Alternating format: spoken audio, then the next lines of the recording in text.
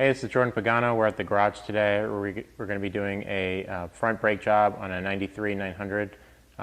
These are basically the same job that you're going to be doing from any 88 to 93 900, whether it's a S turbo or base model. If you're doing an earlier car, the procedure is slightly different, but this will give you a basic idea of what you need to do. First you want to get the car up and supported securely on jack stands, and then we're going to pull the wheel off and get started. Okay, we're going to start by removing the two 13mm carrier bolts. You're going to need a 16mm wrench to hold the nut in place while you loosen these bolts.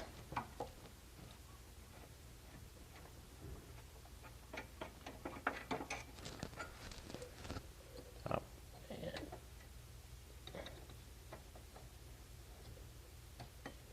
bottom.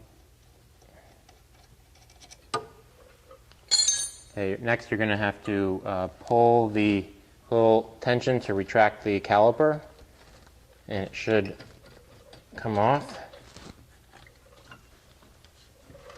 And you want to put this in a safe place without stressing the line that comes here. Alright, so next we're going to pull off the pads. Should just slide out from the side. And then we're going to remove this carrier bracket. So there's two 19mm bolts that hold the carrier bracket in. Just get a wrench on there, pull those out.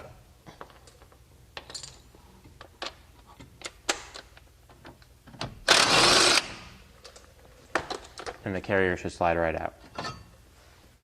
Okay, next we're going to remove the rotor. The rotor is held on by this 10mm pin and this T40 Torx screw right here. So you're going to get, you want to make sure that you get a good solid hold on the Torx, because you don't want to strip that out. If you do, then it needs to be drilled out. But if you just go slowly and keep good pressure on it, it should come back out.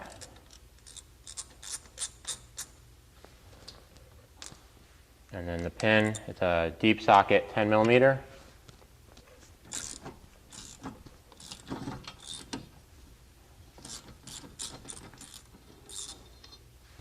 And the rotor should just fall right out. Okay, as a replacement rotor, we've got the Miley Platinum series, which have a nice zinc coating on them, which resists rusting, and the surface will wear off when you start braking, and leave a nice anti-corrosion coating on the other parts.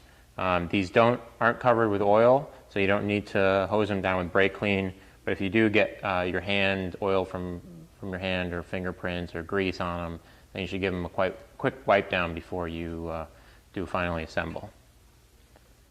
So before you put your new rotor on, I'm going to clean the surfaces a little bit with some sort of wire brush, just to knock off the rust, and if there's any corrosion that will stick in there. It's a good idea to do that, especially on the inner edge of the hub here. So now that that's clean, we're going to place the rotor back on, lining the two conical seats where the pin and the screw are going to be. The direct orientation doesn't really matter. You just want to get them so that those line up along with the lug bolts that are going to be put in later. We're going to put a little bit of anti-seize on the Torx bolt. Thread that in there. And also the pin. So we're going to tighten these up.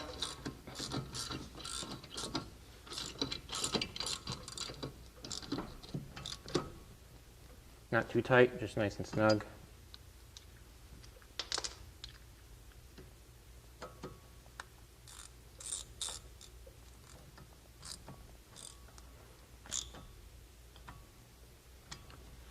Next, we're going to refit the carrier back onto the hub. Okay, you're going to want to clean the mating surface where the pad meets the carrier a little bit. So you just want to brush the dust off there and make sure there's no burrs or metal that is going to inhibit the slide action of the pad. Once those are nice and clean, you're going to put a little dab anti-seize on the surface, just a little bit.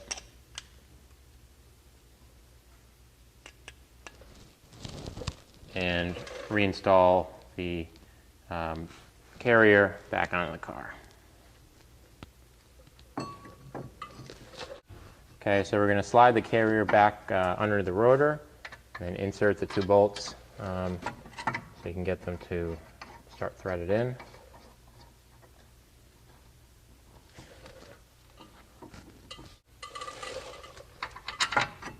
You want to get them both sort of started before you really tighten them down.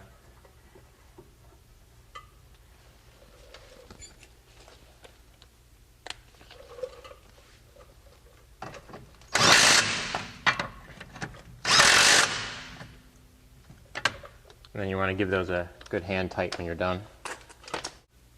Okay, so next we're going to reset the piston in the caliper. So what I like to do is I like to take the old pad and just use it as a protection against whatever method of squeezing you're going to do on it. And right here I'm just using a 4-inch C-clamp, and you're going to tighten that down.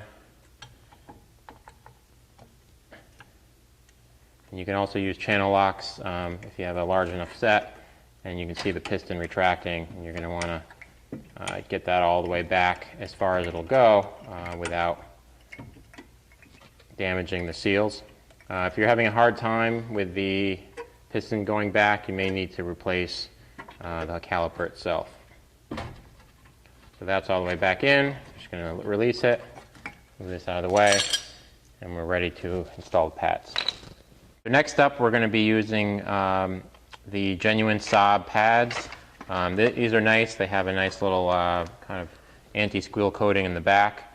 All you're going to do is you're just going to slide these in.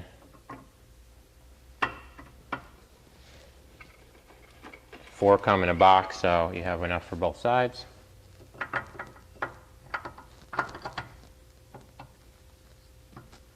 And then these springs have to be pushed against the caliper when you reseat the caliper inside. So you want to do that.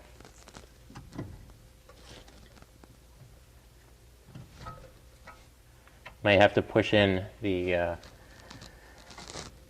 slider bolts in just to get the caliper to clear. The SAAB pads also come with new retaining bolts, which have the Loctite already installed on it.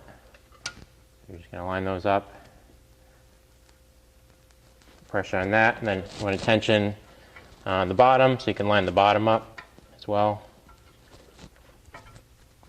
Get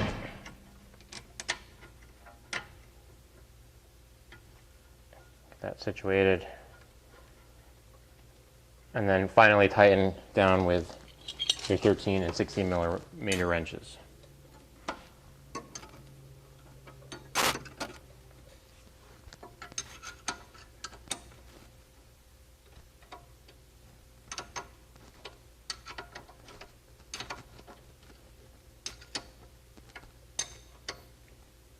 You want to do any final cleanup on the rotor, if you got any grease, you want to spray a little brake clean and just wipe that off. When you get in the car, you want to step on the brake pedal a few times just to sort of pre-fill the caliper so that you don't lose your brakes your first time out. After that, you want to take it easy, do a couple slow stops before the pads finally get bedded in, and going on from there, you should have a great pedal feel and much improved braking system.